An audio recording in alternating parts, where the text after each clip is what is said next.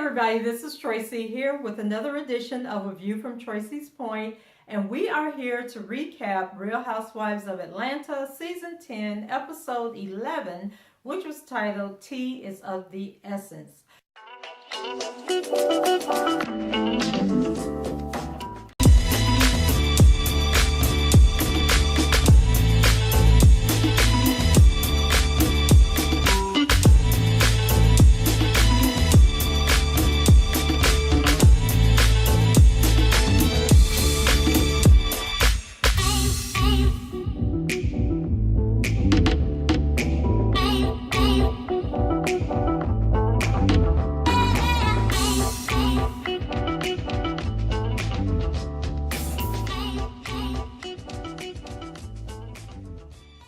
So we started off with Porsha, and so Porsha has a vegan chef who comes to help her whip up some food, and so Kim is also on her way over and claiming that she's a longtime vegetarian. I don't know how true that is, because I think if we go back to some of the episodes of Don't Be Tardy to the Party, we probably will see her eating some meat and other stuff. So when Kim gets there, Porsha tells her that she wants to invite all the ladies over at some point to have like a dinner, and hopefully they can all act like they got some sense. So the topic then changes into what went down in Houston. And so Porsha, lets Kim know that she feels like Kenya was being very rude and disrespectful towards Shamia, and that she basically was being her same old nasty self, and that she's surprised that Kenya was also rude to Cynthia and very dismissive of Cynthia. But of course we know Cynthia, was all up Kenya's butt and didn't see that there was an issue. So Kim's theory is that Kenya is stressed out from pretending to be married, and it's just all weighing on her, and she don't know which way to go and what to do about the situation. So the two continue to discuss Kenya, and then Kim says that Kenya is doing the most because she hasn't been laid in a long time, and Porsha says that that's not true, and says that Kenya slept with her ex Matt in his truck. Y'all remember when Matt came up and said that even though Kenya was acting the fool, he still hid it in the truck after, and I think that was after the Charlotte incident. So what is the timeline between Matt leaving Kenya alone and her meeting the Mark guy? Anyway, I ain't going there with y'all in Kenya and this marriage she claims she got going on. So let's move on over to Kandi. So the Kandi Koated gang meet to discuss a cover release party, because you guys know she's going to be on, well, she was on the October edition of Essence magazine, and I don't subscribe to Essence, and I got to thinking, I don't even recall seeing Kandi on the cover of Essence, like when I go to the grocery store and the magazines be in the aisle. So did you guys get to see the the cover of Essence that Kandi was on? Was it nice? Was it the one that they showed on the show? Like, what did you think about Kandi's debut on Essence? So they check out a venue and try to map out everything, how everything's going to be laid out in position. And so Kandi is thinking about having some games at the party, why she want to play games. Just let the people come in, have some drinks, reveal your cover, and be done with it. So Don Juan, being his usual petty self, says that he asked her, can they play pin the tail on Porsha? Like, why y'all can't keep Porsha out of y'all mouth? Like, why are y'all stressing? Porsha is everybody's storyline if you think about it. She's Kandi's storyline. She's Nene's storyline. She gives life to Sheree and Kim so that they can have somebody to talk to and be friends with.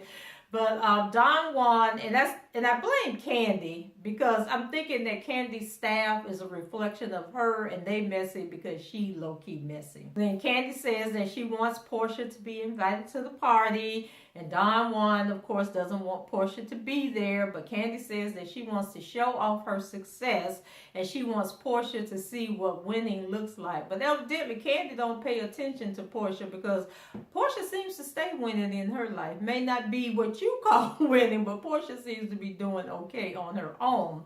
So Don Juan calls Porsha's charity events in Houston a PR stunt and wonders if Kandi will have a conversation with Porsha soon, letting her know that the two of them are not cool and don't think that they're ever going to be friends.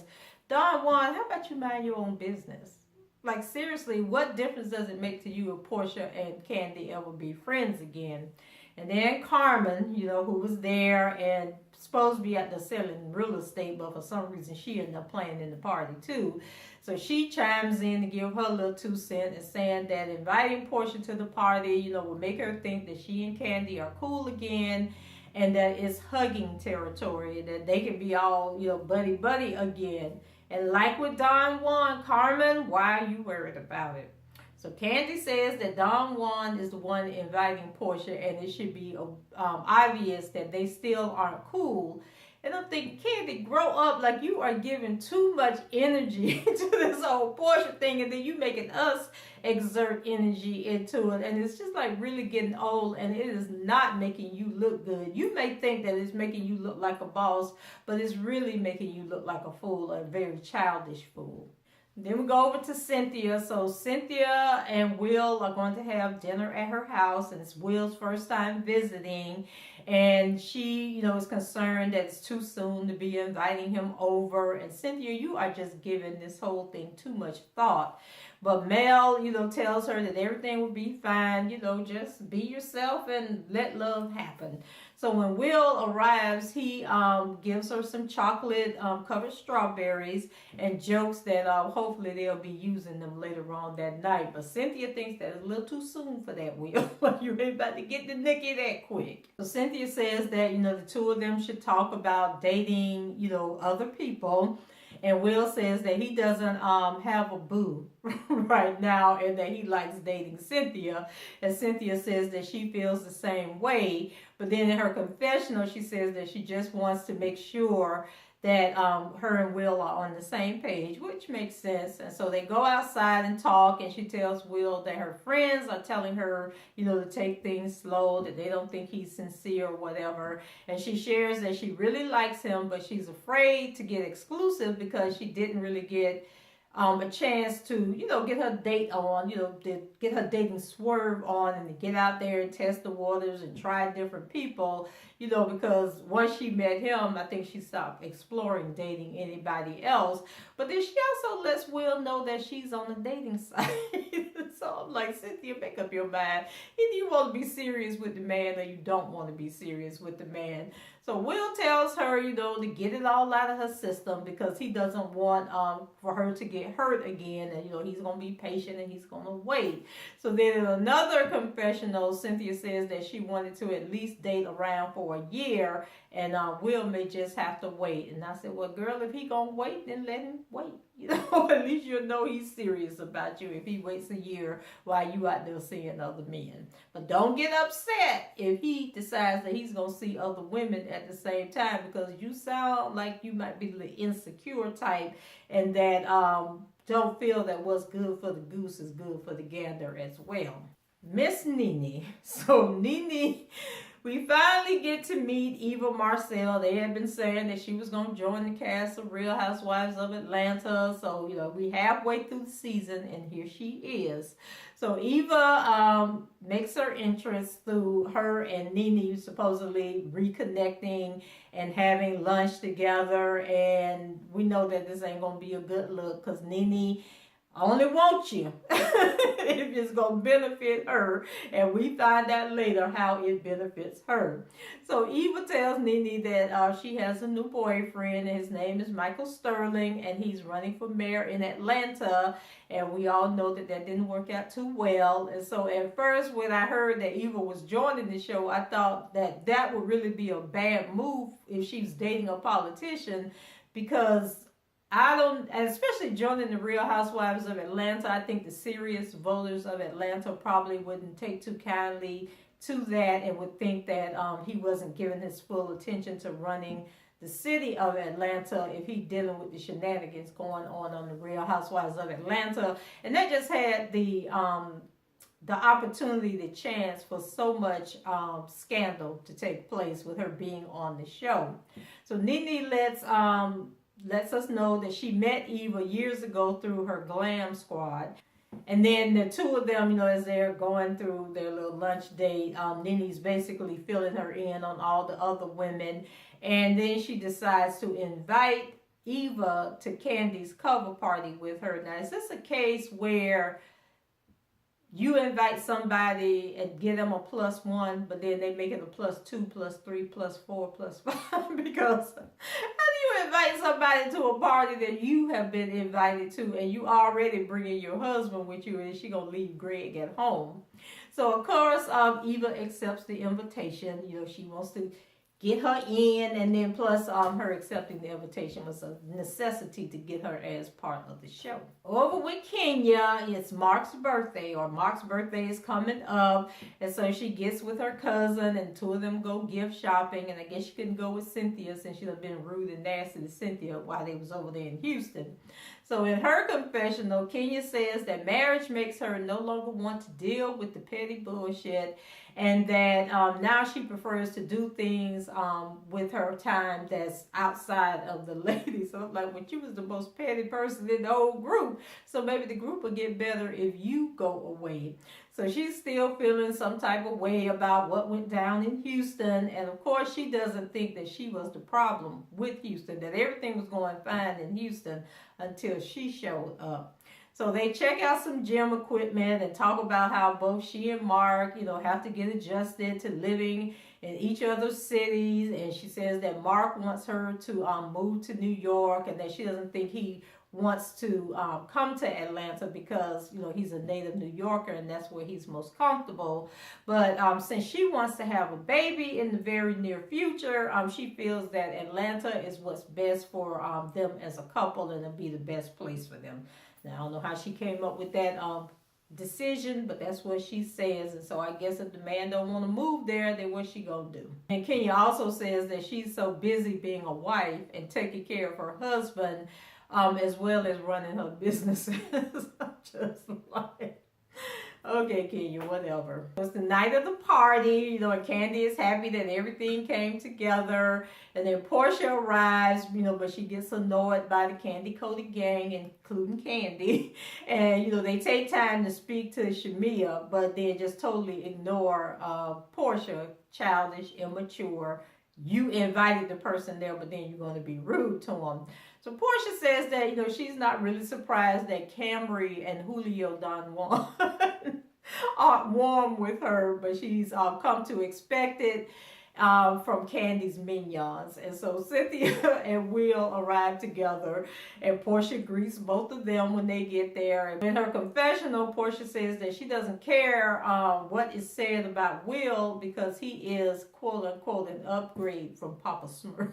Talking about Peter. Why you gonna talk about Peter like that? But people on social media be calling him Papa Smurf all the time. So later on, Shamia comes over to Porsha, because Porsha was sitting on the sofa all by herself. Nobody was talking to her or anything. And I'm like, Porsha, why you keep putting yourself in this situation? Next time Kandi call you, don't even answer the telephone. And if they tell you Kandi coming somewhere, don't even go. Because, girl, you are so above this and so much better than them. And if they want to just keep acting like this and make this a drawn-out issue over the season, let them do it by themselves. So Shamia wants to know why Porsha isn't mingling. And so Porsha decides, okay, I'm going to be the bigger person. So she gets up and goes over and speaks to Kandi and Mama Joyce, and she hugs both of them and, not really expecting anything in return. So Mama Joyce and Kandi both light up, when they see Shamia, but then trying to make Porsha feel even more awkward, by acting, just cold and distant. But Porsha decides that she's going to keep speaking to Kandi despite the coldness. Like, you gonna love me, girl. What's that song from the Dream Girls? And you gonna love me. Yeah, that's how Porsha acted towards Kandi. Then when Kenya arrives, Cynthia speaks to her, and she says that she's not going to dwell on what happened in Houston. Kenya was having a bad night or whatever. On the way to the party, Eva is in the SUV with Nene, And she tells Nene that she knows Will and met him and his girlfriend at a cigar bar. And she says that they may have broken up the same night that she met them, okay? And Nene asks if Will ever told Eva how long he was dating the woman. So now she digging, trying to get information on how she can hurt Cynthia, since Cynthia done hurt her by being friends with Kenyon. So Eva says that he didn't, but it didn't seem new, like they had been together for a long time instead of a short time. So she then asks Nene how long Will has been dating Cynthia, and Nene says that it's been about 2 or 3 months. And Eva says that she plans to tell Cynthia what she knows about Will. What do you know about Will? If you just met the man at a party and he was with somebody, what is there for you to tell? So, of course, this makes Nene happy because, according to her, there's nothing worse than a guy lying. So, meanwhile, back at the party, Will is telling Cynthia, that he's been single for, I think he said for 2 years. I'm not sure. Don't quote me on that, but I think he said that he was single for 2 years. So then Kim and Sheree finally arrive to the party, and they speak to Kandi and Todd, and Kandi now has 2 people at her party that she doesn't like and won't ever be friends with again. Talking about Kim, because now she's saying that, she don't think she can never trust Kim again, and they ain't gonna never be tight. So why do you keep inviting people to be around you that you don't like and don't trust? So next up was, I think it was Marlo, Nene, Peter, Greg, and Eva. They all show up. Now, when Nene and Eva was talking in that SUV, I thought it was just the 2 of them, but now we find out there was a whole bunch of other people in there also. So then Peter was at the party also, and Kandi asked him, if he's going to go and speak to Will or introduce himself to Will. And Peter said, no, he won't be doing that. And on the other side, Marlo is telling Cynthia that Peter is at the party. And Cynthia, was like, oh my God, and I think Cynthia actually wanted to go and speak to Peter, but Peter ended up leaving the party early. So being as childish as Kandi, Nene decides not to speak to Sheree or Kim. So she seems to be feeling some kind of way about Sheree's friendship with Kim. And I guess she thinks that that Sheree shouldn't be friends with Kim, that Sheree should be her friend. I don't know. They're just being very high schoolish right now. So then Eva goes over and speaks to Will, but decides that she's not going to put him on the spot just yet. It ain't the perfect time yet. So then Todd goes up on the stage and shows why he's a member of the Kandi Koated gang also, because he's just as trifling and petty as Don Juan. So he wants to give this speech, thanking everybody for coming to the party and stuff. And he was like, first I want to start off by thanking everyone for coming. It's a very beautiful crowd. Kim, Croy, I even see Porsha, but you know what, y'all, that just goes to show what type of person my wife is. She may not get along with you, but for a certain period of time, but she's not going to trip. She's still going to be, she's still going to do what she does. I'm just like, boy, if you don't go somewhere and sit down. So of course the camera goes over to Kim and Porsha to get their reaction to, his pettiness. And Don Juan gets up and decides to announce that Kandi is doing Broadway and that she's going to be playing Mama Morton in the stage play in Chicago. And I'm like, who hasn't played Mama Morton? I think Nene done played it before. Queen Latifah done played it. So Kandi, I don't think getting that role is as big a deal as you think it is. And then I also thought it was interesting that on last week's episode, Porsha was getting the role of Carmen, is it Carmen or Connie, in the stage play of Two Can Play That Game. So, but I think we had already heard that Kandi had gotten the role in a previous episode that they were talking about. So Kandi gets on the stage and decides to throw a little shade of her own.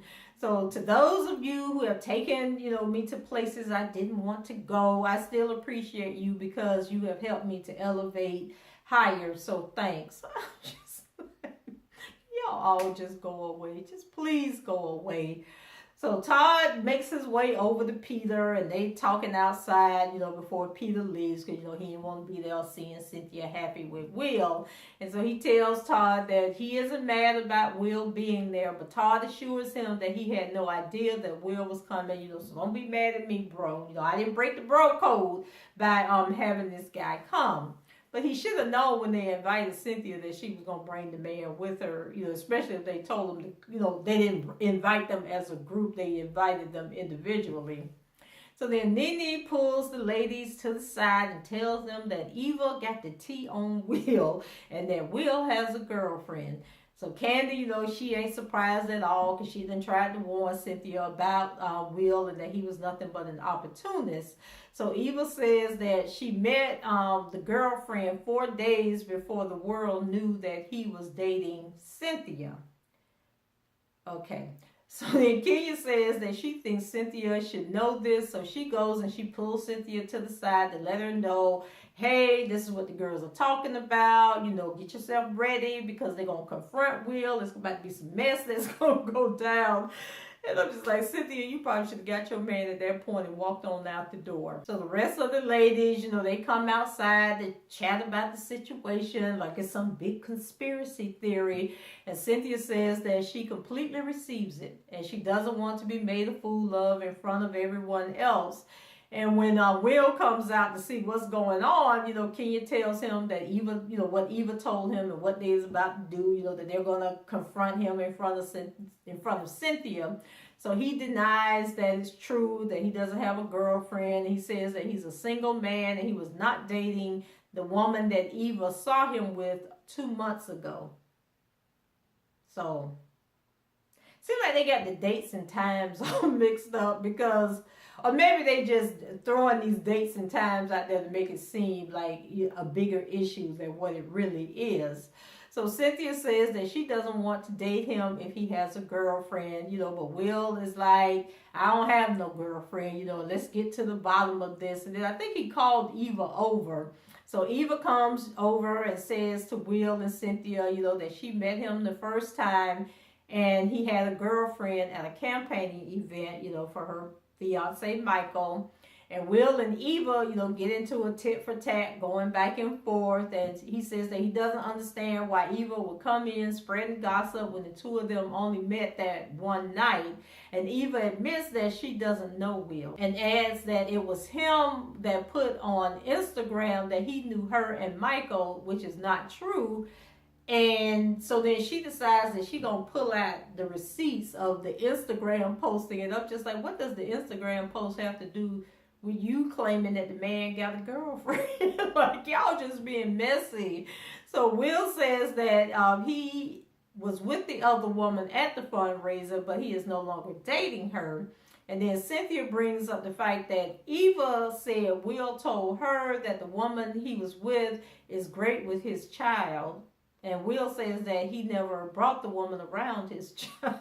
So, and then why would that even come up in the conversation? Like, if you just met somebody one night, would you really be giving them all that information about, like I can see if you introduce the person and says, oh, this is my girlfriend. But how did the child come into the conversation and y'all get to the point where y'all were talking about how good the woman is with the child and whether the woman met the child or not? Oh my God, they was just being teamed too much. So Eva says that she can only go off of what Will told her. And Will says that Eva has pissed him off. And Nene checks him and says that she doesn't believe that Eva is lying and that, he's just being too reactionary and over dramatic and upset, for the whole thing to be a lie. So then Will, he calms himself down and tells Eva that he wishes that she would have brought the information to him, instead of bringing it up in this public forum. And now he was in a good place with Cynthia, and now they just done messed all that up over some hearsay and some gossip. So he thanks her and says that he will now work harder to make Cynthia, to have Cynthia in his life. And this exchange was just like so weird. It was like they had gave Will some lines to say and he forgot the lines and it was coming out all garbled up, and I don't know what was going on. But then he decides that he's going to go get a drink with Greg. But then throws a little shade as he was walking out, saying that, you know, he won't be voting for Michael after all of this. And then I'm thinking to myself, well, you wasn't the only one that didn't want to vote for Michael, because a month, well, actually like 2 or 3 weeks before the election, Michael dropped out of the race, and then he endorsed somebody else that wasn't 2 other front runners, so he might be petty like Eva is also. But poor Cynthia, you know, now she's all confused and hurt, and says that she assumed that Will was being honest with her. And I'm not sure how he was being dishonest when the two agreed to date other people. Right, said that they were going to be open, you know, to seeing other people and letting things go where they're made. And also Cynthia is following messy hearsay. So she needs to be concerned with why Eva thought it was her place to say anything. Like, you don't even know this woman, and she just gonna show up at a party and tell you this information, and then right off the bat you're gonna believe her and not believe the person that you're dating. Dating being the operative word, which means that you're not in a committed relationship, you're not in a serious relationship. So at the very least, if you like the man, get away from the chaos and the nonsense and hear him out and figure out for yourself what is actually going on. So there's Sheree, Porsha, and Kim. They so behind on time. They missed all the drama. So they finally make their way outside, you know, after everything that went down, you know, but Will is on his way back inside to the bar. So he tells them, you know, to find out what happened from the rest of the ladies. He wasn't repeating it. So Cynthia fills them in and tells them that, you know, if they hear anything about Will, she wants to know. So then Porsha clears her throat. So since you asked, girl, and I'm just like, poor Cynthia, poor Cynthia, poor Cynthia. Porsha, what you about to tell Cynthia? Because on the preview, Cynthia breaks down and start crying and carrying on. And Porsha, if you already knew some dirt on the man, why you ain't say something earlier? So guys, that's it for me. Leave your comments below. Let me know what you thought about the episode, what you think about Cynthia and her little dating issues she got going on, and was it appropriate for Eva to say anything, to just show up at the party just to drop this tea? Like, why? What was the purpose? What was the point? So leave your comments below, rate the video, subscribe to the channel if you haven't done so already, and until the next time, I shall talk to you guys later. Bye bye.